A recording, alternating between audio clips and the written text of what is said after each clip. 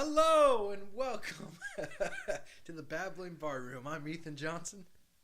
And I'm Nick Lee. Here we go. Okay, actually, I'm that's Nick. that's how Nick Lee sounds. Of course, you guys already know that. Hello and welcome to the Babbling Bar Room with Ethan Johnson and Nick Lee. Hi, Holly. Sorry, I thought that'd be funny. Thanks for listening again. I hope you all laughed because we're about to jump right into it. Today, we're staying focused on a topic. We haven't truly done this since Blair Witch. Technically, yes. Even then, we didn't really stay too focused on Blair Witch. Yeah, it was like a Halloween special, if nothing less. We did good on the Christmas episode, which we may have just recorded. Except when I got off on my getting almost busted for a drug deal I didn't do. Yeah, I mean, we did stray off a little bit. It kind of turned into like how to buy things and what's important about gift giving and stuff to like me, that. That's Christmas related. Yeah, it's Christmas related, but it's also like it doesn't have the jingle bells associated with it. Yeah. Anywho, today we are drinking the same drink we had on our Christmas special, which is the rum chata mixed with coffee and creamer and anything else sweet or tasty that you'd like to put into it. So if you're drinking along, go ahead and make yourself a cup, and we'll be right back. And again, we brought this Nick, up. give them time to make their drink. They can pause it. We brought this up on the episode, the Christmas episode. If you want to do it the right way, you buy rum chata a year ago, you forget about it in your fridge, and you fish it out today.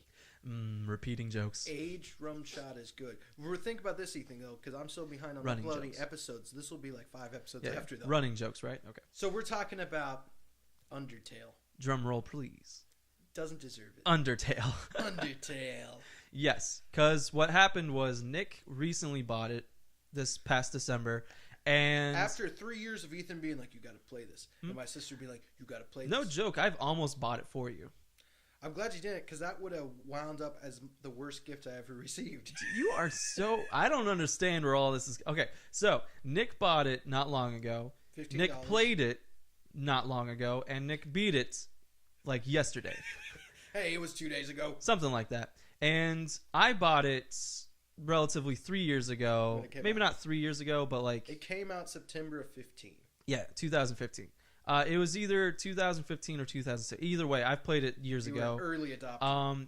And I beat it as well. And so I'm going to be talking about experience that I've had a couple years ago, and Nick's talking about 2 days ago. So it felt like keep that in mind as we go. That being said, Nick's a hater. Oh, hey. Oh, man. It's so tough because you're like, where do I start? There's a lot I really appreciate out of it. It's good. I think that dude who made it, Toby Fox, I think he's probably a genius. Probably. Or at least one of the most creative video game creators in the past 3 years, 4 years. Some of the pros for it. I really like retro video games. Yeah. And it really captures that style down to the soundtrack. It does a good job with that. It turns itself on its head so many times. There's so many times it takes common video game tropes from that era and it just turns them upside down. Right. It uses it against you. I love the story. I pretty much love every character except for the scientist. She drives me fucking wild. Yeah, I'd probably say the same thing. But despite that, I think that the gameplay is weak. Thankfully, there's not too much backtracking, but part of the thing that makes backtracking bearable is getting fancy shoes halfway through the game that let you run. That's important. Or so you didn't like walking everywhere? Give me a cape so that I can fly a little bit.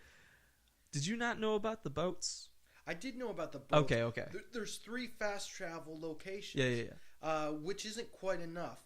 Now, the map's not humongous, so it works. But there's so much walking. Yeah. You walk everywhere. You walk slowly. Then you run into somebody, and they're like, oh, I got my head stuck in my butthole. And it's like, oh, no, is there anything I could do about that? Well, you can either kill me and be an asshole, or else you could spare me and put ointment on my anus. Yeah, that's pretty much the gameplay. Yeah, okay, so I played the game. I really liked the game. I thought it was charming. I thought it was fun. And I thought it really did something new and creative and original that a lot of games don't really do. Like a lot of games you can kind of see where the inspiration comes from. But this one really pushed something new and exciting, and I thought it pulled it off amazingly well. The music's amazing. The character designs are amazing. the idea behind it and the way he designs the game, I think, is on par with Dark Souls. Because I think Nick flips table over, leaves. well, see, it's because those two games do something outside the game that no other game I know of or can think of that they do. And I'll get into that in a little bit, but I really want to hit on what is it about the gameplay? Is it that you can't walk everywhere or that things happen slowly? Well, it moves so slowly. And like you said that when you played it in small doses. Yeah. I played like an hour. I beat one boss and I took a break. Well, me and Sarah, we've kind of taken to in the evenings times just to spend some quality time together. Like, I can't just sit there and do nothing. I got to do something with my hands. So, like, we've been playing some retro video games. We played Anodyne. 10 out of 10. Wonderful game. It's like Link to the Past. And I've introduced you to Shovel Knight. Shovel Knight's very cool. Which is an amazing game. It's a great game. Yeah. But then UnderTale, like, I've heard so much praise about it. And you know me, if I'm going to sit down and commit some hours to something, I'm going to try my best to love it. Something working against it. We started playing it the day after we beat Anodyne. Oh, so it's comparing against the game you really, really love. Yeah, although, like, the flip side to Anodyne is, like, the story's good. It's not as good as UnderTale. But the gameplay's also really good. In UnderTale, I feel like the gameplay's kind of weak. So you keep saying gameplay. What exactly do you mean by the gameplay? Well, like I said, it moves at a crawl. Okay. And then, like, the combat system, we were doing a pacifist run, but the combat's still pretty much the same. The way it's supposed to be played. You just don't have to do the hits, but, like, you have to do all the dodges and stuff. And sometimes, like, there's a lot of cool storytelling aspects with it, like when you're fighting Toriel at the beginning. Dude, that, like, blew my mind when I first played. Well, and the fact that, like, her attacks kind of move around you. That blew my mind. You can get a big sense of the characters through the way that they fight. Exactly. Which is great. Well, that's cool, but here's the thing. The combat, to me, is not fun at all. It's interesting. It's a good storytelling device. Storytelling for UnderTale, I hold in very high esteem. The execution of gameplay, to me, the gameplay is not fun at all. The gameplay's not fun. So you didn't have fun battling the multiple monsters and the bosses, etc., etc.? No, and I'm not holding this against UnderTale because Final Fantasy does this too, and I like Final Fantasy, but I'm not really into, like, the random encounters. Yeah, those can be pretty tough with RPGs. What I liked is Chrono Trigger. Did you ever play that? No, but I really want to. Don't spoil anything. I won't spoil anything. It's excellent, but it's turn-based combat, right? Yeah. However, every enemy you can see on screen. You have to fight most of them. Sometimes you can avoid them, but in the end, you want to fight them because you want to level up and you want to make your guys badass. I love seeing them on the screen, and then they don't respawn. I hate random encounters. That makes sense. That's something Pokemon Let's Go Eevee and Let's Go Pikachu has done, is you can see the Pokemon walking around in the grass. That's cool. So, like, you can walk up to them, you can catch them. So if you see something you want, you can catch it, or you can avoid Pokemon just altogether. Mind you, though, you don't have to grind. Like, you don't have to, like, battle against wild Pokemon. You don't get to battle against wild Pokemon. You just catch them or run away from them, basically. That's cool. So it's a lot different than normal games. Pokemon, the original games, had kind of a bit of both because you had your random encounters in the wild, but you could also see the enemy trainers. Yeah, some of them you couldn't avoid though. Yeah, I tried my best to avoid those first. That's first true ones. For Chrono Trigger too. Some of them you can't avoid. Yeah, I like being able to see them, and that's another thing that made backtracking Undertale a real chore because of random encounters. Right. And then it's like, oh, I've done this 3 times. I'm going to tickle his butthole and then make his nose, and then I can spare him. You can't. There's a flee option, right, Nick? Well, there's a flee option, yeah, but then, like, it's annoying because you take a gamble because some guys you can't flee against. So then it's like, well, I just wasted a turn, had to do all this bullshit again. Right. But, like, so again, the storytelling, top notch. The gameplay I did not enjoy at all. In the end, I would probably recommend it to somebody because they do a lot right. But at the same time, I would also be like, listen, the gameplay can be a chore. Ultimately, is it worth it for the story? I'm going to say yes. Yeah, I'd say yes. And I love how the story comes together in the last, 20% of it. Yeah. But there's also... I'm not afraid of spoilers with this. Game's been out. Yeah, let's be fair. This has been out for 13 years. If you've listened to this point so far, 3 years, you probably have some type of investment or interest in what we're talking about. So if you want to avoid spoilers, turn it off now. If you want to keep going and hear what we say, then keep listening. A big part of my experience that made me go, ugh, is got to Asgore. Okay. And he was tough. Yeah. He's very tough. Yeah. He's like the final boss. I'm not afraid. More or less. I'm not afraid of a challenge, but he was annoying. So like, finally beat him. Was ready to go on. Flowy shows up. Flowy breaks. Flowey. Sure. Yes. That's how you say it. Yeah, I don't know.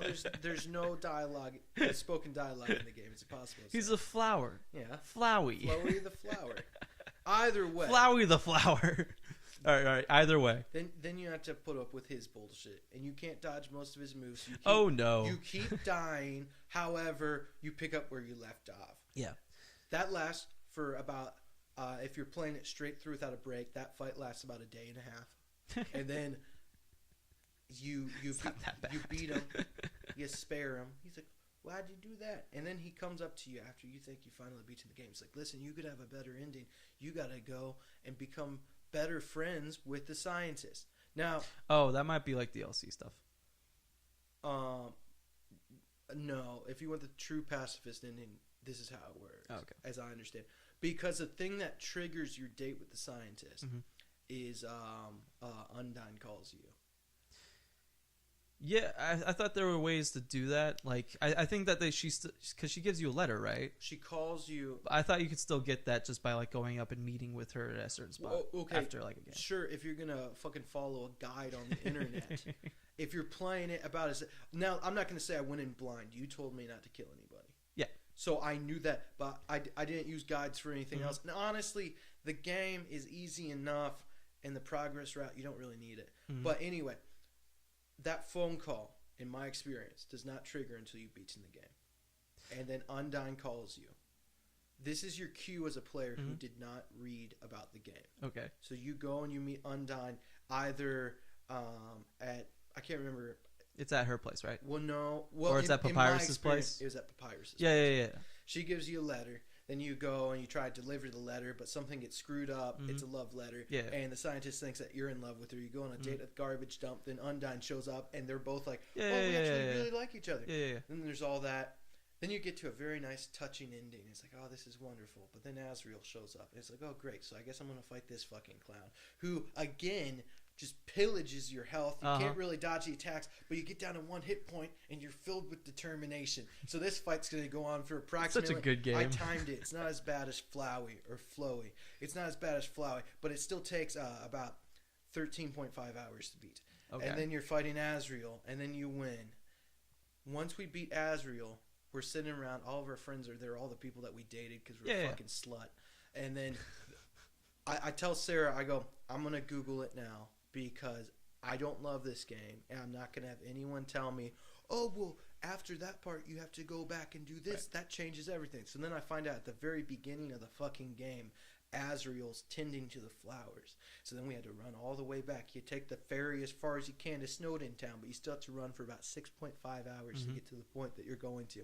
Then you talk to Asriel, and Asriel's like, go away. And you keep talking, and Asriel's like, go away. You're not making my life better. You talk to him again, and then all of a sudden it's a sob fest. Then you have to fucking walk your pansy ass back to Snowden, hop on the boat, go to the hot place, go up through the hotel, go up through the core, go up through the other bullshit, go up through the other bullshit. Then you see your friends again, and then you leave, and you're like, oh, it's going to be over. But no, then your friends are standing on a cliff looking out, and they all abandon each other. They're like, man, we're going to be friends forever. See ya. They walk away, and then Toriel's like, what do you want to do? Do you want to abandon me, or do you want to be my child? And he's like, I got nothing else going on. I guess I'll be your child. Then you're sleeping. She sneaks into your bedroom. All of a sudden, it's like, this game's going real dark now, and she leaves a piece of pie on the floor. Isn't that sweet? You're probably going to wake up in the night having to pee. You step in it, and then the credits roll. Yeah, what's wrong with that? The biggest problem, I love the ending ultimately, but the problem is I wanted it to end about maybe you wanted it to end like a third of the way through. Yeah, that probably would have been Don't complain. You got impatient right away. That's your fault. My most memorable part in it, and there's a lot of memorable parts, but it's the killer robot. Yeah. On stage when it sings a song and the lyrics are up. But you could hear the melody, like they did that part so well. That was super creative. I think I had the hardest time with the robot actually. Like I remember in terms of difficulty. Yeah, like where I got stuck as far as bosses were concerned, because I think I got stuck on the robot. Asgore, I think, may have given me some trouble, but I think the robot's the one where I was really like, oh, this is, I'm getting like tired of this. I want to move on and stuff like that. So I think the robot probably was my least favorite part.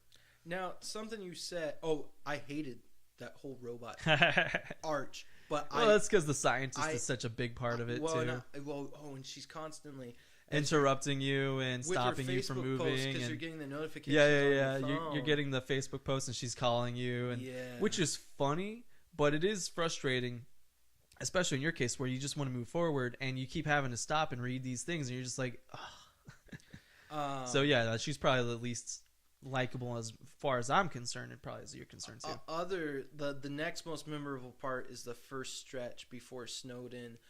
With Sans and Papyrus, and Papyrus is trying to. He's got those bars, but they're so wide apart you can walk right through. One of my favorite parts in the entire game is when he's talking about that puzzle with all the different panels and what they all do, and it's all confusing. And he's like, and then the pink ones are safe. Look at the puzzle, and it's just this pink path, and he doesn't say anything. He just kind of like spins away slowly. That kind of timing and that kind of reaction just cracks me up. That stuff's hilarious. There's a lot of really outstanding humor in it. One thing that kept coming to mind when you started playing this was the dog that doesn't see you if you don't move, and then you can pet him and he starts like freaking out. Yeah, that cracks me up too. There's a lot of, and the humor continues into the combat, which is cool. And like, it's a funny game. It's a touching game. There's a lot of great stuff. That date that you go on with Undyne and you're cooking and stuff. That's a really memorable moment. Yeah. Like, there's so much memorable. And I want to love the game, but, like, I really did not enjoy playing it. The most memorable moment for me, I think, was the tutorial fight, the goat mom. Cause that had a much bigger impact on you than me. Because I was having a lot of trouble with it. Like, I ended up killing her because I didn't know what to do. And I restarted it. I went in and I didn't know what to do, and I was getting nowhere, or at least that's what it felt like. So at some point I was like, you know what? Maybe I'm just supposed to die here. So I was intentionally getting hit, and then when I got down to 1 HP, I was trying to get hit, and she wasn't hitting me, and I was like, oh, this is so that's crazy. This boss doesn't want to kill me, and I can see that. And it hit me so hard, and it was so good. It's got some of the most expressive combat I've ever seen. Oh, for sure. And then I think the other part that really sticks out to me is the end when they're all waiting for you, like go through the barrier and you beat Flowey and all that stuff, and it's just playing that like nice victory music, that song, and you can like walk through like the entire game and everyone's like, yeah, you're great. And just the music's just like playing and building and doing all that stuff. Oh, that was such a nice. I took my time with that. I went back and talked to people and stuff. The music overall is like really outstanding. It's astounding. Probably one of the best in games in the past few years. Just like the combat's very expressive, the music is very expressive. It's so good. Like Sans theme, which like Megalovania. I was thinking Megalovania. Well, no, that's not what I'm thinking of actually. Oh. I looked at the soundtrack. Fine. There's a song called Sands, and I would sing it for you, but I don't know it well enough. I'll show you when we travel. I know what it is, I'm sure. Yeah. If you beat the game, you probably know what it is. It sounds just like his character, the way that you would picture it. So that's super cool. Like, the probably my favorite piece of music in it is the Asgore fight. Oh, yeah. I would almost, not quite, but almost put it up there with... the Gwyn fight from Dark Souls 1. Yeah, I would agree. It's not quite there for me because the Gwyn fight's a little bit more minimal, and I love minimal stuff. But, man, that's a good song. I've been humming that one quite a bit. Oh, dude, that's probably my favorite boss theme. That was the thing that made that fight bearable. It's so good. I actually really like Asgore, and we'll get into that, too, in a second. Asgore's a good character. See, that's the thing, though. Almost all of them are good characters, you know, and the story's outstanding. And it makes me... think like, man, if only there's a way to get this story and this experience without playing the game, it wouldn't work. It sounds like some of your biggest issues was the pacing and where you had to go and how long it took to get there to get to the points. Also, like I'm a big fan of puzzle games. Yeah, and there are puzzles in this game, but they're more of a nuisance. Yeah, like you could see right through them immediately. Yeah, and you just had to like walk around them for a second. For the most part, it's like they're more interruptions than they are brain teasers. Yeah, they're a speed bump. Right, I get that. And just like when you approach a speed bump on the road, all you have to do is slow down. Mm-hmm. There's no difficulty to that. Mm-hmm. So the speed bumps were pretty annoying. I get that. I will say it's probably not like my favorite game, but I do think it's one of the most unique games, and one of the most. Unique. I think it's one of those few games that gives you as a player a more true experience than a lot of other games. Like, you can play a game and you can beat the game, but you won't you'll be like, all right, I beat that game. Okay, cool. Check that off the list. With Undertale, it's like I won't say it feels like you accomplished something, but it feels like you met people. It feels like you've gone through something, or like you've or like you've helped people, or you've learned about people, or you made friends, or something like that. Whatever you will, but you feel something when you go through it. It took me about a week to beat it, and like that week, and even it's not a long game. This day, which has only been a couple days since I beat it, I've thought quite a bit. Like my thoughts have been drawn there. Mm-hmm. Like I said, I think the dude who made it's brilliant. And I love that we're at a place in the world right now where there's these just single individuals making really outstanding retro games. Oh, yeah. And they're writing it, they're composing it, they're doing everything. Oh, yeah. Shovel Knight's a really good example, because that was Patreon. Not Patreon. It was Kickstarter? Yeah, it was a Kickstarter. Yeah. And a lot of Kickstarter, there's a lot of games on Kickstarter, and a lot of them are garbage. But Shovel Knight was a Kickstarter-based game, and it's probably like one of the best indie Kickstarter games that's ever been made, and probably ever will be made. What do you think about something? There's a big appeal to me about games where you're using a strange weapon. Like in Shovel Knight, you're using a shovel, and Anodyne, your weapon's a broom. There's something about that really, like, I love it for some reason. Hey, that's good. There's something about that, like something charming about. Oh yeah, you absolutely. Use a broom to beat off these ghosts. There's something sort of like innocent about it, especially if it's juxtaposed by the seriousness of the story. Like with Shovel Knight, you're fighting a bunch of evil knights, but you have to do it with a shovel. Like, that's super charming, just the idea of it. Or like you're fighting a bunch of scary ghosts, but you have to do it with a broom. That's kind of that's charming. Part of the funny thing about Shovel Knight is like when you talk to the townspeople, and like you have all these badass knights using like cool weapons, but then to the townspeople, that shovel holds just as much like it's just as serious as throwing plagues at people. You know, yeah, dude, it's such a good game. No, I mean, all right, so but we'll do a Shovel Knight special another time. Right now we're on Undertale. UnderTale, the game that came out 3 years ago, and we're talking about 3 years later. Yeah, I mean, it's a good game. I really enjoyed it. It's a good story. Yeah, it's a great game. That's part of the problem. Everybody told me it's a good game. It's not a good game. It's a good story. And there's a difference. I told you via text that a good game can get by with a bad story.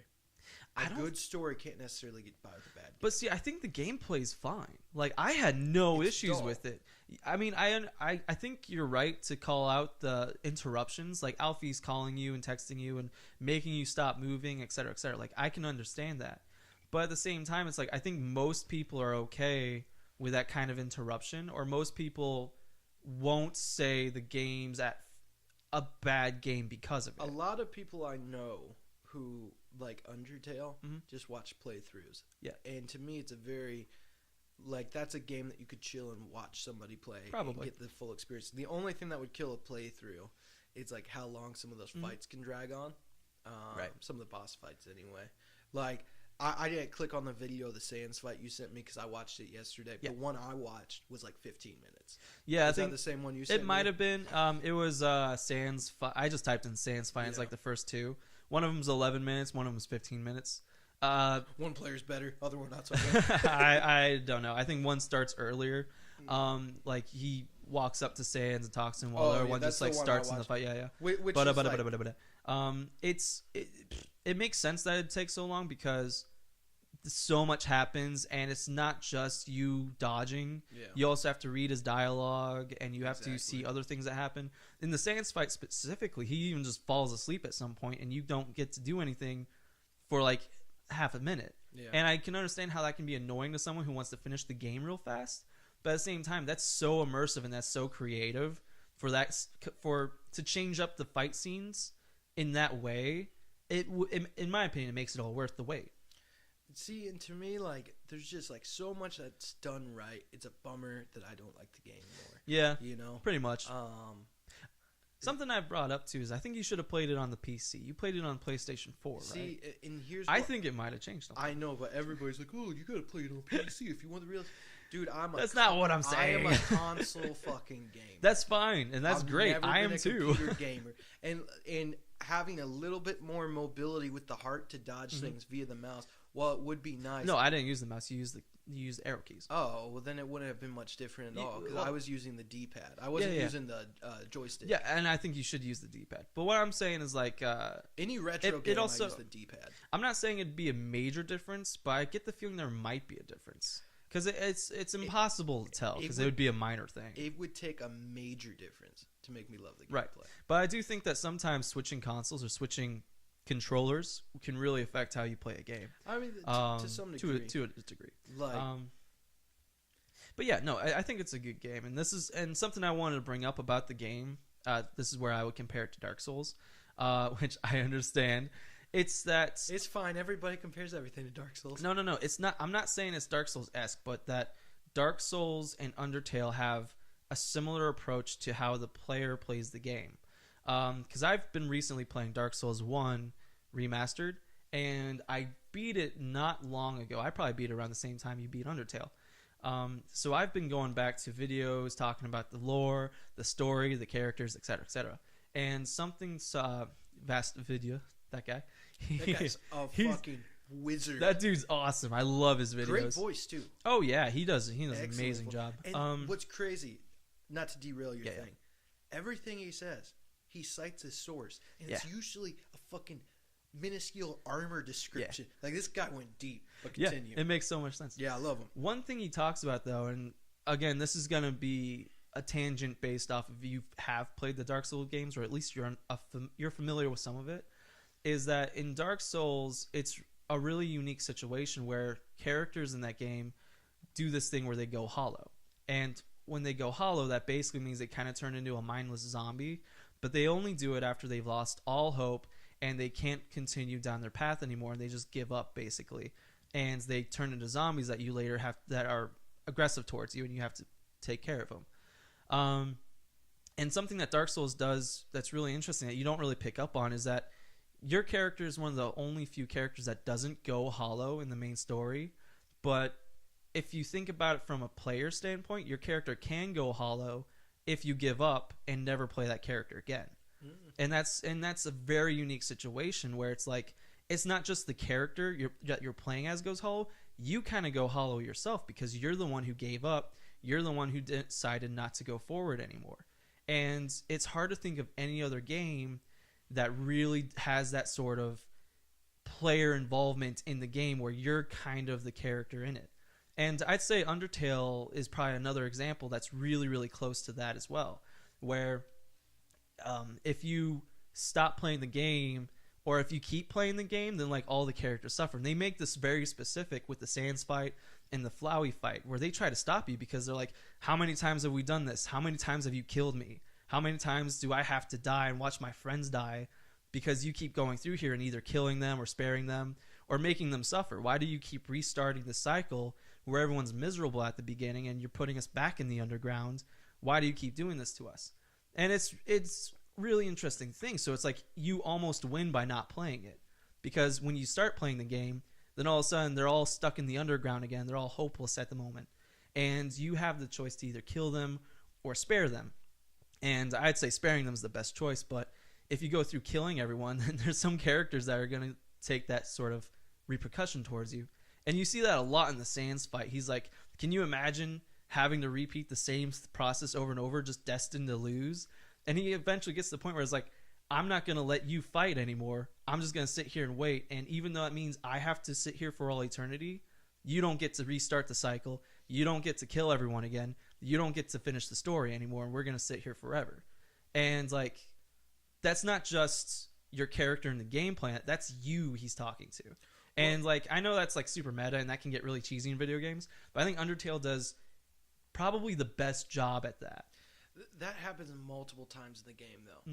And using that multiple times isn't necessarily True. your best route, because like the first time it happens really is with Flowey. exactly. Mhm. You know, it's like, oh, we're gonna do this over and over, and then it kind of happens again with Azriel too, Mhm. same character, but like I don't. They do use it a lot. they use it too much. I wonder how, because I think the only characters that really hit on it is Sans and Flowey Azriel. But Sans is such a big part throughout throughout the game. Like you go on like 4 dates with him and such. Like you just hang out and he just kind of talks about the same stuff. So I can see how it is like prevalence like all throughout the game. So they may overuse it. But I mean, at the same time, it's also prepping for like those final confrontations. Because if you go genocide, you fight Sans, who talks about it. If you go pacifist, you fight Flowey, who talks about it. So you get it either which run you go. It's I don't say it makes the game better than anything else, but it does give you a unique experience that I think you can't really get out of games, or at least a lot of games. There's probably a couple others that I can't think of, but Dark Souls and Undertale In come to my mind. opinion, like it's one of the most creative games since like Chrono Trigger. Yeah, it's so good. But that being said, though, for some reason, and Chrono Trigger doesn't have fancy shoes that let you run either. But like the momentum's always there. Yeah. I don't love Undertale, man. That's fine. I love the story. Let's make something clear. It's fine you don't like it.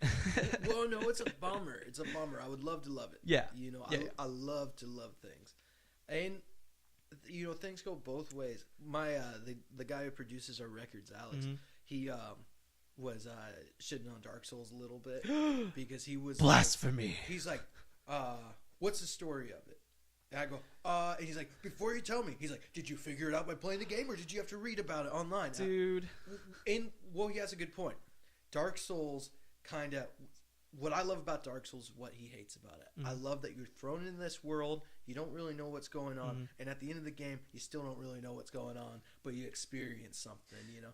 Whereas Undertale, by the end of it, you know exactly what was going on. You experienced something, but it wasn't fun to get there.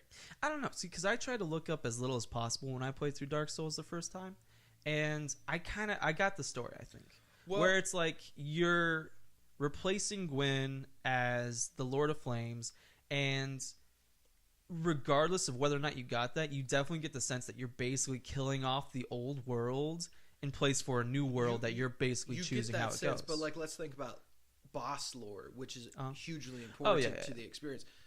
I reckon you didn't have any indication of, you know, the backstory of like Seath. Or it depends. I don't know. A lot of you Google shit constantly. Well, the thing is that a lot of the lore comes from item descriptions, and are you one to read those? Yeah. Oh yeah. Oh, I read all of them. I'm not. Yeah. See, but that's the thing is like if you don't read into the stuff if you don't read what the game gives you, you're gonna miss it. And that's the thing that Vast Video does. All of his references are usually item descriptions or what characters say. Exactly. You know, like for well, then he cross references what one guy says with another item description and gives you. Yeah. That dude's a wizard. It's great. But I mean, it's like his intelligence skill. It's up past 40. Right. But I mean, it's like if you fight Ornstein and Smo, right, with the most recognized characters in the game, probably. If you fight them and you're like, oh, who are these guys? Oh, this is crazy. What's even happening at this point? And then you beat them, and then you get their armor, and you get their weapons, you get the Leo ring, which Ornstein drops, and then you start to pick up like, oh, he was one of the 4 Knights of Gwyn. Oh, he was the Dragon Slayer because he did this. Smo was gonna be a knight, but he ate people. He seasoned his food with people's ashes and whatnot. He was the executioner, etc. What's wrong with that? Yeah. But I mean, it's like those items tell you who these characters were or was, and those start to give you hints and clues about how the world worked, basically. So my experience running through the Dark Souls games, since I'm not really one to read about items and stuff, I know a lot about them now from Vast Video. Yeah. But my experience with it was more like an impressionistic painting. Yeah. You know, and it was more about how I felt in relation to it. Yeah. And something that I loved, and so I like to run those games blind and then learn about them and kind of get my own feel for it. See, I don't know. I figured it out. Like, even in Dark Souls 3, I figured it out. Like, oh, we have to collect these... We have to fight these bosses and collect their ashes and put them back on the thrones. because they had kindled the fire in the past, and now they're basically abandoning that and running away, and we're sent out to go collect them. Well, basically. Dark Souls 3... Like, that makes sense. Dark Souls 3 stands out in the series simply because it kind of explains the story more to you than the other games do. Like, it makes it a little bit easier to grasp what you're doing, you know? Yeah. Whereas, like, games like Bloodborne, which you need to beat, but yeah, it transforms about halfway through, you know? Yeah, and that's true. I don't think I have figured out Bloodborne yet, but I do get the impression of what it's about, though. Bloodborne was the easiest one for me to understand out of the box because I understand H.P. Lovecraft stuff. Mm-hmm. And, like, to me, Bloodborne's kind of a love letter to H.P. Lovecraft. Mm-hmm. See, it's like, in my mind, it's either I still need to learn more about it, because a lot of times these games, you get to the final boss, you're like, oh, and it all comes together.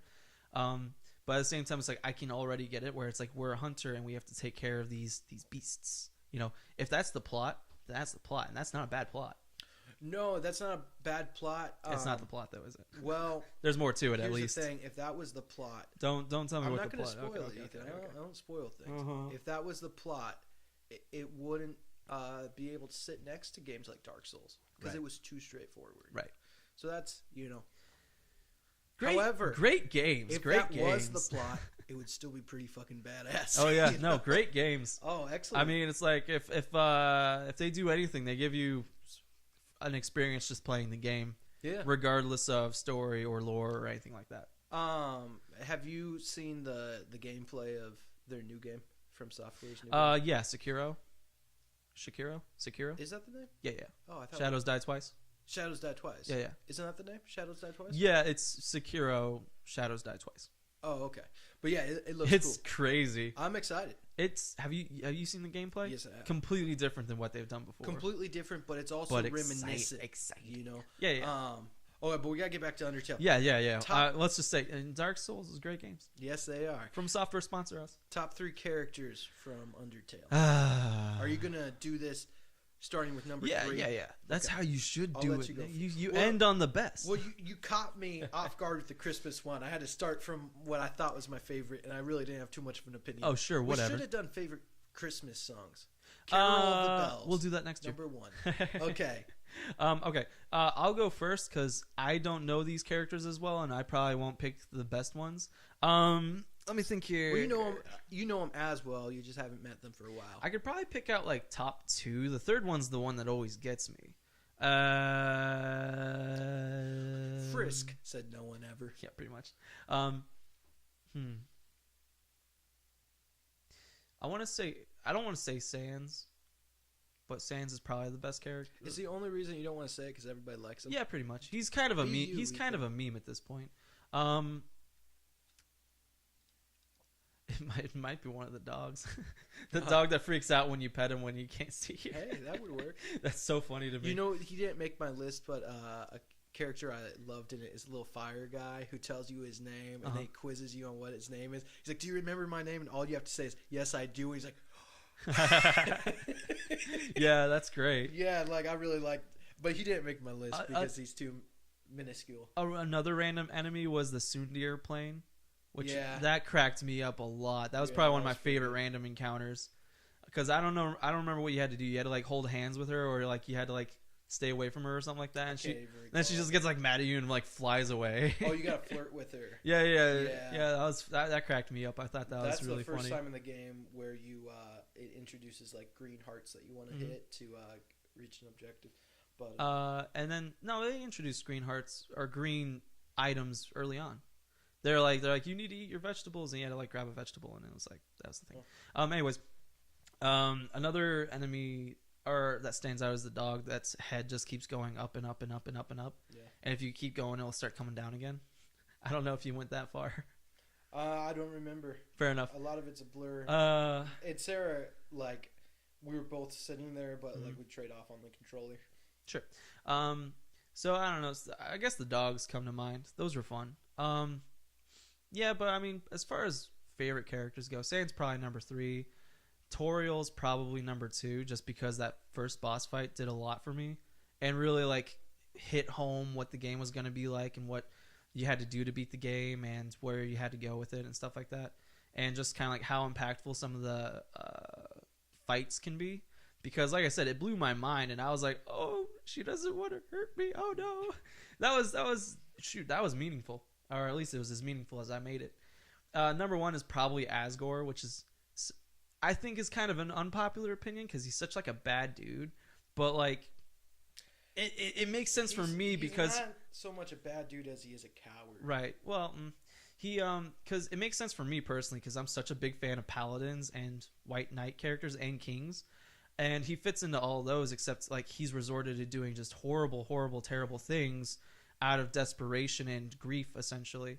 And I think that's one of the most interesting things about him too, is that through the entire game, you keep running into people who are like, "Oh, Asgore's the king. He's gonna get us out. He's amazing," and they all love him like a lot. And even Papyrus is like, "Oh, he's a pushover. He's like the nicest guy. I can't wait for you to meet him."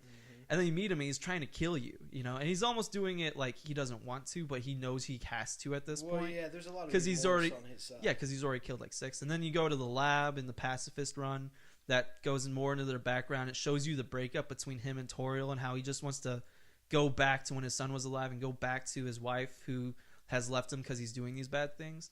And it's like he's such an interesting character, and there's so much more to him. And the boss fight's so good, his design's so good, his music's so good, and like music's great. He's probably my favorite, easily my favorite. So again, probably unpopular opinion, but for all those reasons, shut up. My number all right, three. Number 3, Metatron. He's hilarious. Really? He's very, very funny. He stuck around way too much for me. Oh, he definitely stuck around way too much, and I did not want to see him any of those times, but I really ended up enjoying him. He's a good character. He's a really good character. Yeah, and like I already brought up when he sings the song, that's such a creative moment. Yeah, so number 3 definitely. Number 2 is Undyne. Mm-hmm. I love her story arc. Starts out as a great. bad guy, or not necessarily a bad guy, but a tough guy, mm-hmm. and then you find out she's a softie. Oh yeah, you know. They're all softies. Really love that story arc. And then number 1. Drum roll, please. It's Sans. Mm-hmm. But it could almost easily be Papyrus. They're both great. Why would you pick Sans? I would pick Sans because. And why isn't Papyrus your number 2? I'm just kidding. Because Sans, he's your bro throughout the. If you're playing pacifist, right? Oh yeah. He's your bro. He's always sticking around. He reminds me of me, just like. Letting shit happen just so he has something to look at, you know. And then Papyrus, like, I love how just delusional he is. Yeah. Like, he can't accept that he's not really that great, so like he'll just forgive himself in the most like ridiculous fashions. Like, can't you see through yourself? So yeah, outstanding characters. Oh yeah, fantastic. Papyrus and Sans, I think, are the most popular characters. Truth be told, I didn't really get a whole lot out of Papyrus when I played through. Oh, really? I mean, I love the character. I think he's hilarious, but I think I knew too much about him when I first started playing. So, like, when I was dealing with Papyrus, I knew, like, you don't know who... Most people probably don't know who this is, but I knew Meg was a big fan of it. And I've seen a lot of other people respond to it online that made me just be like, oh, he's, like, the one to, like... But he... definitely carries over a lot into other games. I saw someone make a Soul Calibur character out of him, and it's hilarious. It's funny because you'll choose not to like something just because other people liked it, just so you can be like, my palate is refined. Well, it's not that. It's more like I already knew it, so when I was playing it, I kind of knew what was going to happen already. Your problem with Papyrus is my problem with UnderTale. Everybody hyped it so much to the point that you're already almost sick of it, and before you experience it, before you know anything about it. And then, like, hype never lives up to itself, you know? It's funny because it sounds like you did really enjoy the game, but it wasn't exactly what you wanted in a couple ways. And since you wanted it to be real good and it being just kind of okay for you, you're like, oh, it's horrible. Because you set the bar high. Well, no. Is that not the case? It's not the case. Okay. Because one... as much as I try to say it's horrible, I always counteract myself with saying, excellent story, excellent creativity, all these things, it hits the boxes. But here's the thing, man. For some reason, Legend of Zelda: Link to the Past, which it's unfair to compare anything to that. Right, because that's your favorite game of all time. But there's a lot of slow-moving parts. It's always a joy. and then Anodyne, which rips off Zelda really hard. Right. A lot of slow parts. It's always fun. And my problem with... Here's the thing. Link to the Past had a great story. It didn't need it. It was still a fun game. Right.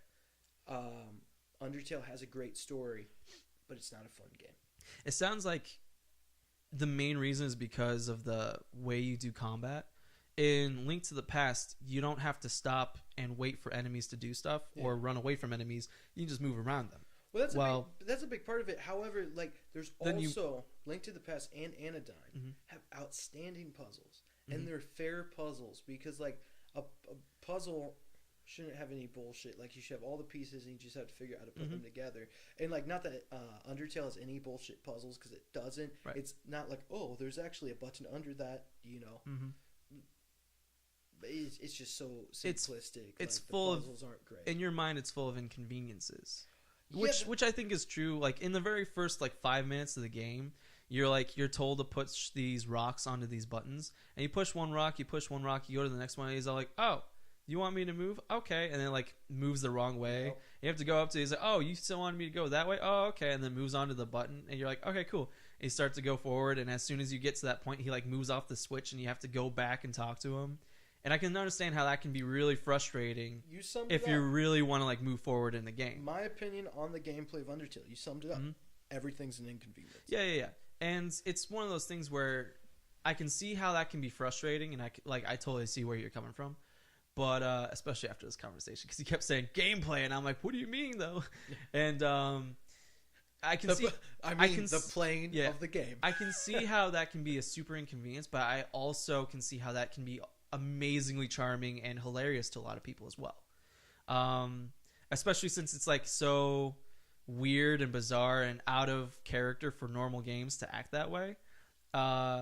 It's fun, I know a lot of people like the game simply because you have that option to spare everybody, and not a lot of games do that.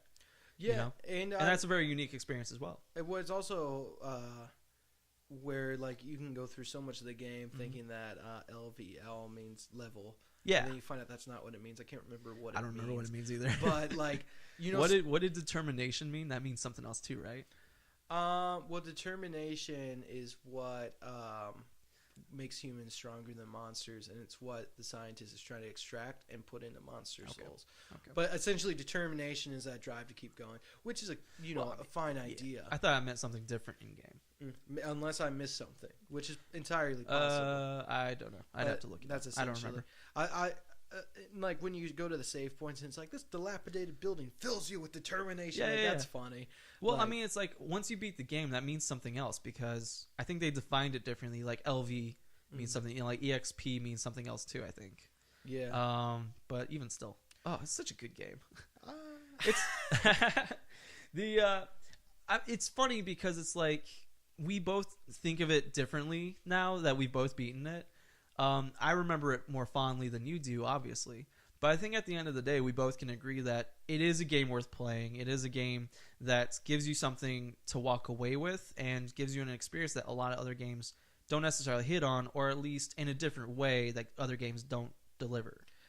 Yeah, and I think that's what needs to be stressed, because everybody says it's a great game, and it's not. It's I didn't look forward to the gameplay. I enjoyed the story. But people are using the wrong words for it. If you're saying, if you pitched it to me, and this isn't your fault, kind of is. If you pitched it to me as an interactive story, which is essentially what a game is, but if you really pitched it, it's about this story, and then there's some filler in between. I think I would have been more open to it, but the gameplay itself, which is what makes or breaks a game, in my opinion, wasn't fun. I don't remember how I pitched it to. I usually with these, it's a great game. Usually these games, I try not to spoil as much as possible, because it's something that you kind of have to figure out for yourself. I think you pitched it to me the same way you pitch everything. Dude, you gotta play blank. Maybe, probably. Which, I mean, it's it says to me, I think it's a great game. Yeah, I think it's good that you played it, and I think you don't necessarily regret playing it. I don't regret playing it, but at the same time, it's also not something you go back to.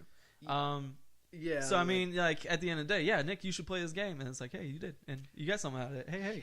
It's I'm glad you played it on Pacifist, though. I saw a video comparing genocide versus pacifist, and it's amazing the contrast between them. Again, this kind of tells you the quality of the storytelling. After playing pacifist, I could not understand what type of piece of shit human being would kill all those wonderful characters. Yeah, and I think a lot of people run into that same situation. But it's not just that; it's amazing how it affects the world. Oh yeah. Because if you do genocide run, which is one of like the 3 options you can do, all of a sudden the world stops reacting the same way you do. Like sand stops meeting up with your, like, you remember that bar in Snowdown? Yeah. The bars like has less people in it because you killed like half the people in there. So it's like the world stops being as much alive. People start responding to you like a little bit less aggressively, and it's like there's just less like NPCs to run into, and it's like a lot duller. And it's like, why would anyone enjoy this game? I heard from somewhere that if you do a genocide run, you can't do a true pacifist run ever again. Pretty much. Which, like, that's an interesting thing. You can do a true pacifist, but the ending's changed. Yeah, when the spoiler, when the goat mom comes in and puts the pie down, Toriel, when she puts the pie down and leaves your room and you're sitting there sleeping all snug, you'll like wake up with like evil eyes and you like laugh maniacally, like, oh, that's right. like you're evil kind of thing. So that ruins the pacifist run, though you didn't kill anyone. So it's like you still get the same experience, but the ending's just a little bit different. That makes you think, oh, not really. So if you were gonna award this game stars, how many? Like 4.5 out of 5. I'm gonna give it 3. That's fair. And I would recommend that if you're looking out of 5. Yeah, 3 okay, sorry. Not out of 10. If you're looking for an interactive story that's a great story, and you can put up with some bullshit, Dark Souls. Well, you know, if you have to choose, just play Dark Souls. Yeah, you know, pretty much. And if you came to me and you're like, I'm going to play Undertale, I would say, go play Dark Souls. And if you said, I already beat it, I'd be like, go play it again. You know? It's worth playing. It's a great story. Oh, absolutely. I think, like I said, I think Toby Fox is a genius. But you know what? Not all geniuses landed on their first try. We don't have to say that it's better than it is. Sure. It is what it is. I had fun playing it. Sounds like you had some experience playing it. I enjoyed the story. I love it. Like, I'm trying to be as fair as possible. I really enjoyed that story. If people can't tell that, then they're not listening. I really enjoyed it. Right, pretty much. But, man, that gameplay. Yeah, it was fun. I had a good time with it. So yeah, I guess that's it, huh? That's about all I got, man. Do you feel better? Now you got that all off your chest? No. And you can maybe see it in a different light or two? No, I feel more frustrated with it. Why? Well, because I'm like, man, I really didn't like the gameplay, and I don't think you're crediting how much I really dislike that gameplay. And I don't think that maybe not. I don't think that you're seeing how subpar that gameplay is. Maybe not.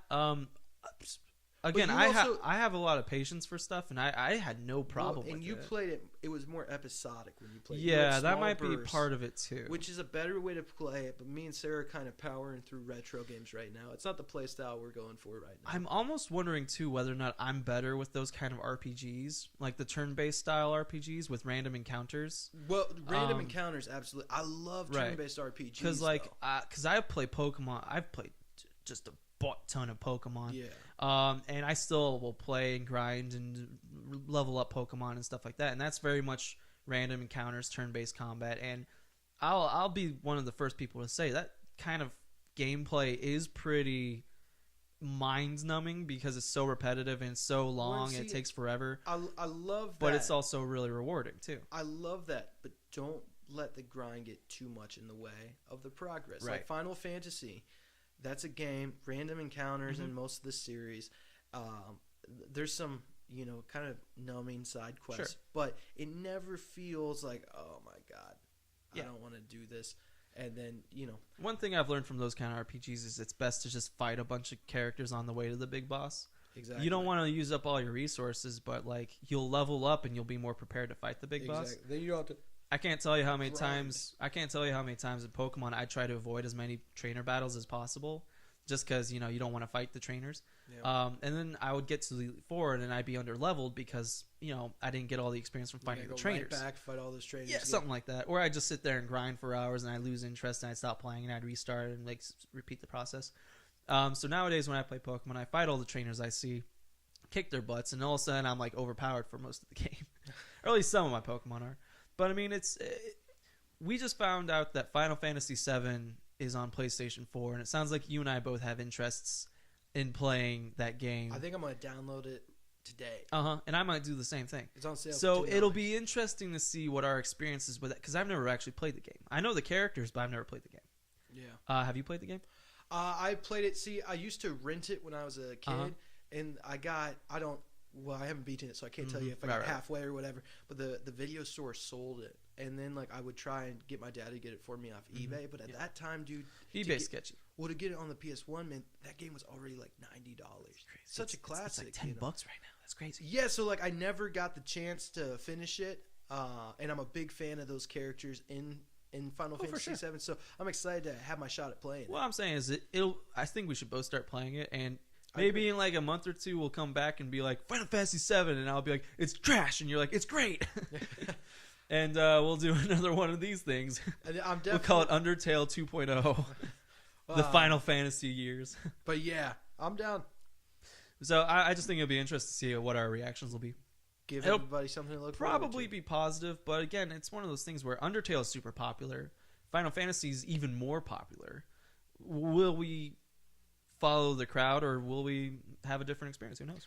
Well, the only thing is it's not as pure of a science project as we're assuming, because I've played Final Fantasy VII. Yeah. We're already biased to like it. We're biased. I'm already going to have a little bit of nostalgia, either working for the game or against it.